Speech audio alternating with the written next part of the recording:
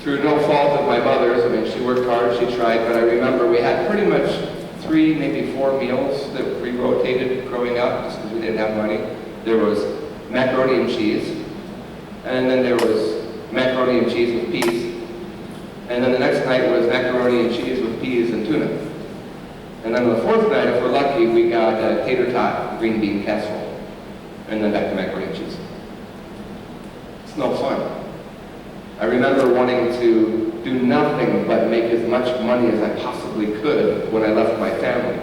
When I was 17 and went to Japan, I was like, if the world is my oyster, I'm going to get rich. I'm not turning back. That was the goal. And I'll see how that worked out for me. But anyway, I'm happy. I'm content. It's okay. So I can't really blame Scott Rothstein for what he did. He grew up poor.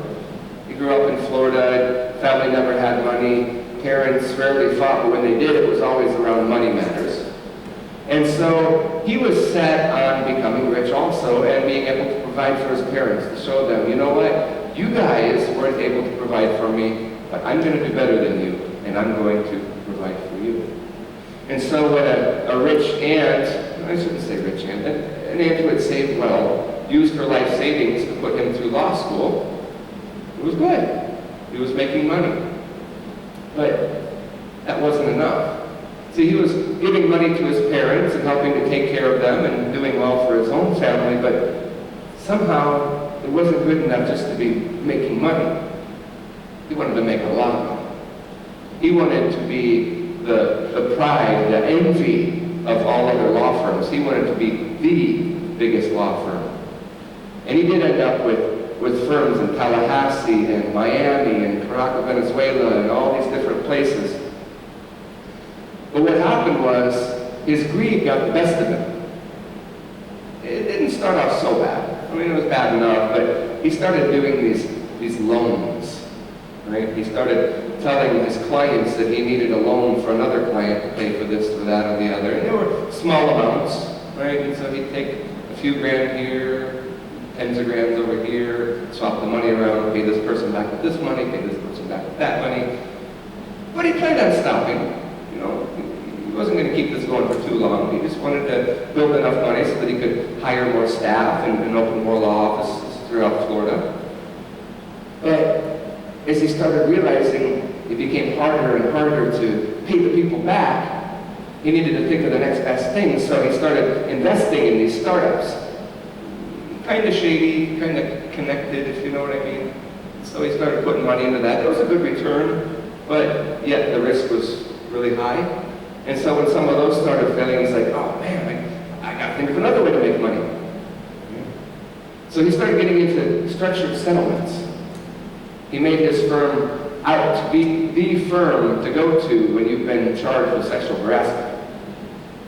So what he would do is, he would go to clients and he would say, hey, I got this client, I can't mention who it is, obviously, this is a secret thing, but they're being sued for sexual harassment, really high profile, okay? They're going to have to pay $10 million, they don't have the money, but they've agreed if they can pay $2 million, they'll take it in one lump sum rather than paying it out in installments. So how about this?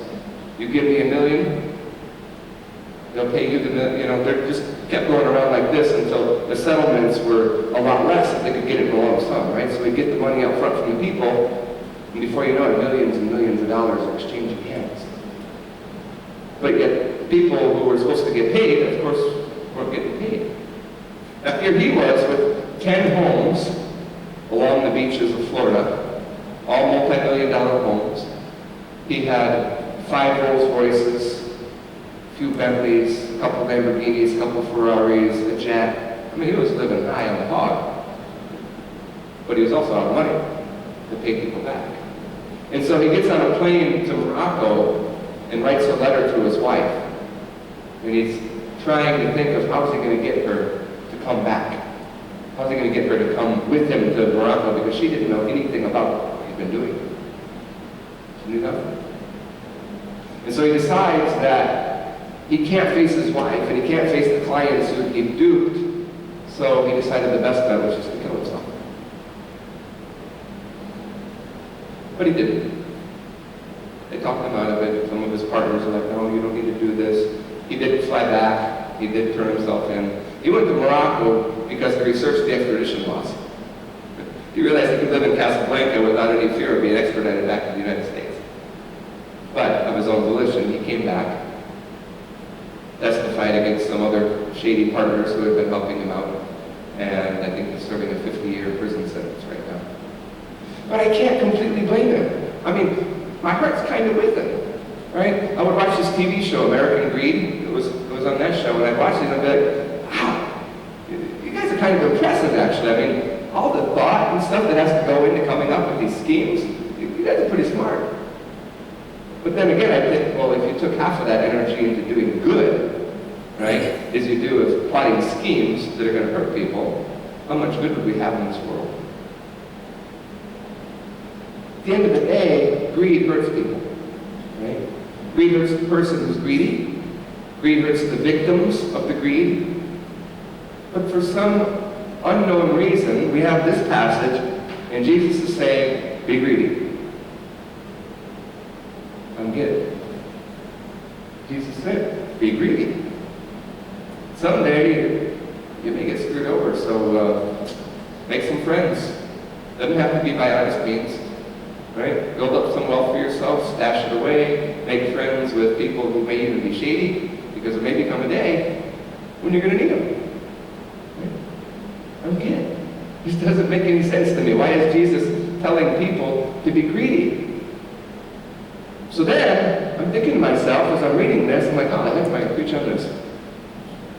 Well, the key usually is that the lectionary takes a text and just takes a snapshot, right? But you got to read the rest of it, the stuff around it, to get an idea of the context. So when you take the three parables that are together here in a row, you see the parable of the prodigal son, you see the parable of the shrewd business manager, and then you see the parable of Abraham, Lazarus, and Thebes, who was the rich man and Lazarus, right?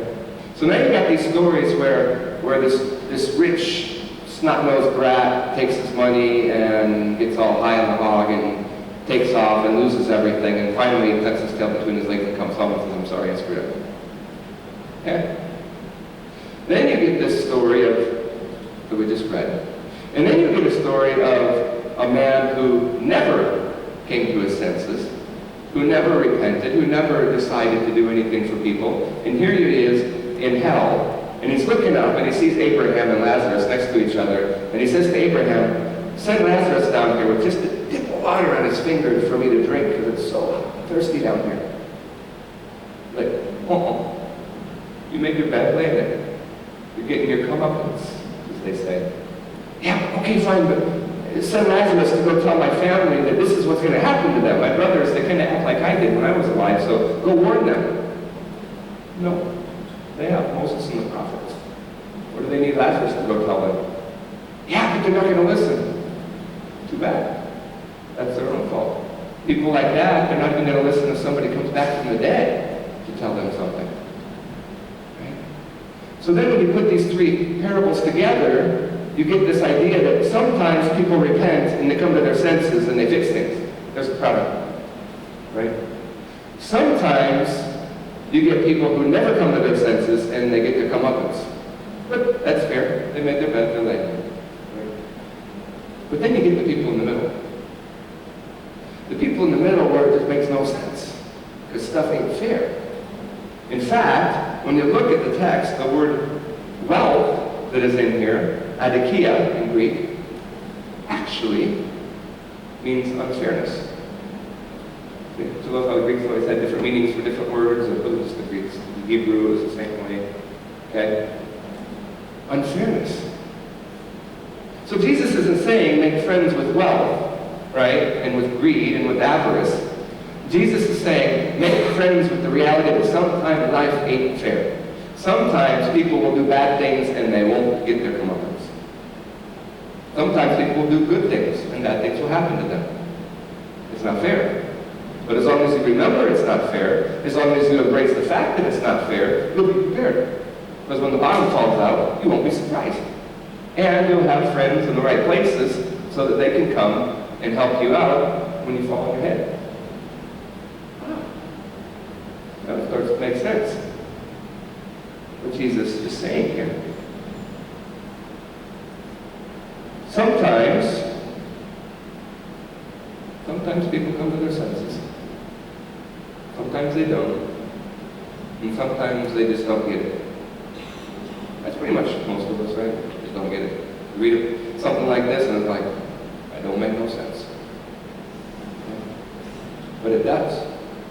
It does make sense when you think of making friends with unfairness, but the problem is, as I'm thinking about this and as I'm trying to preach it, I'm like, where's the joy, man? Where's the joy? Life ain't fair. Get used to it. Get over it. Boo-hoo. The end. Amen. Okay, have a nice day. But it can't stop there. There's no joy. Right?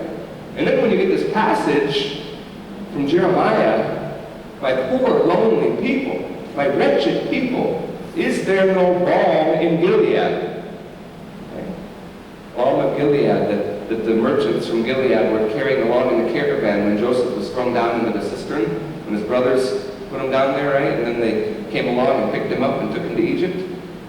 Right? That caravan was carrying the balm of Gilead, a specific type of medicine that grew in only a certain region near Jericho. Right? That was thought to heal pretty much anything. Is there no healing for this nation? Is there no medicine? Is there no physician here that can heal us? Where's the joy? If life isn't fair, can we stop there? Can we stop there? But then the light bulb comes on. It isn't fair, but it is. Because when you look at all three of these people, in each of these parables, they had choices. Each of them had a choice. Right? Each could have turned his life around before he died. He could have fixed things. He could have made things right.